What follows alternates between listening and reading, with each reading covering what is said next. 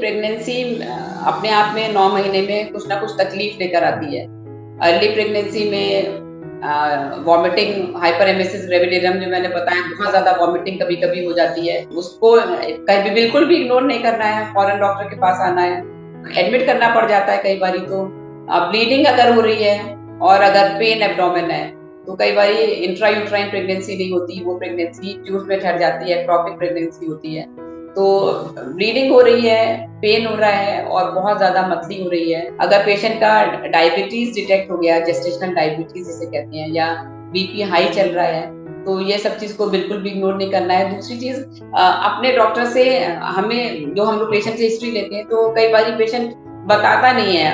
अब उसका जो भी रीज़न होता है, वो डिस्क्लोज़ नहीं करना चाहता कि उसको ये बीमारी पहले से है, कि डायबिटीज़ पहले से है। कितने लोगों को बीपी की दवा पहले से चल रही होती है और वो उसको हाइड करना चाहते हैं। तो हिस्ट्री बहुत इंपॉर्टेंट है।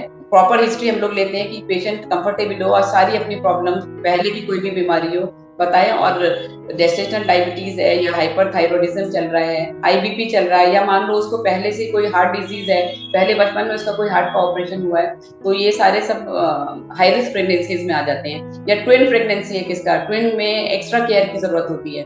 सिंगल प्रेगनेंसी के कंपैरिजन में ट्विन प्रेगनेंसी में हाई बीपी होने के चांसेस, डायबिटीज होने के चांसेस ज्यादा होते हैं। प्री मैच्योर लेबर ऑनसेट हो जाता है ट्विन प्रेगनेंसी में। तो ये सारे हाई रिस्क प्रेगनेंसीज में इसमें ज्यादा केयर की जरूरत है।